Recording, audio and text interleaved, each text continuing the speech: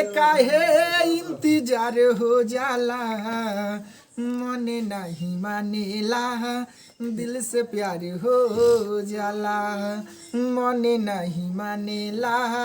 दिल से प्यार हो जाला हमहू प्यार कइले रहनी कवनो दीवानी से पूरा न कहली त छेड़ली कहानी से प्यार में संभल के चली हो बेकरार हो जाला प्यार में संभल के चली हो बेकरार हो जाला मन नहीं मानेला दिल से प्यार हो जाला। वाह वाह वाह हम एगो बात करते हैं प्यार करी बहुत बढ़िया बात बा लेकिन शादी भी करी तो देख ले हम लोग सोच समझ के प्यार मोहब्बत कर लोग बियाह करे लोग काहे कि ज्यादातर लोग मेरा बियाह कर के अब मुआ के फेंक देता कहीं भुसौली में मिलता तो कहीं नदी में मिलता तो कहीं नहरी में लाश मिलता तो वही सन का ना हो गए का चल आई अब यहाँ से हम बात करे चाहे चलिए बहुत सुंदर एक गाना बस इनको पहचान लीजिए जो भी मेरा गाना आता है उनका राइटर। वाह चलिए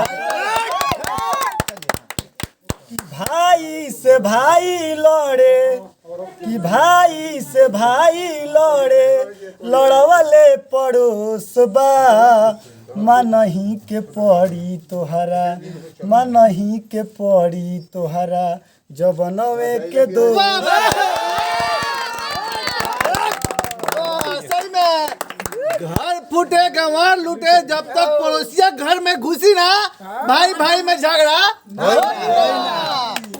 से चलिए एक बार हम फिर से रुबा के कहे के चाहें कि शॉर्ट मूवी रक्सौल के रुबा सब्सक्राइब करी लड़कन के मनोबल बढ़ाई काहे कि एक महीना के अंदर कम्युनिटी लड़कन के मिल गई बा लड़का सन के तो हमनी काम बा कनी के मनोबल बढ़ावे के न कि टाइम धके खींचे के काहे कि हर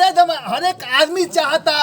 कि हम बात बनी का नाम बा एगो हमनी के कॉमेडी मास्टर बा उनका नाम कथी है कॉमेडी मास्टर मनी मेराज हर एक आदमी चाहता कि हम मनी मेराज बनी अच्छा बा कृष्णा जैक बनी लेकिन वही तरह लड़का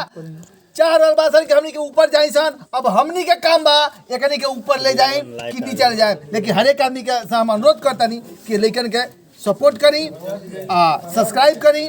बेल लाइक के घंटी जरूर बजाई आप पेज पर जाकर फॉलो करी चलिए देखते रही खबरी जय हिंद जय हो।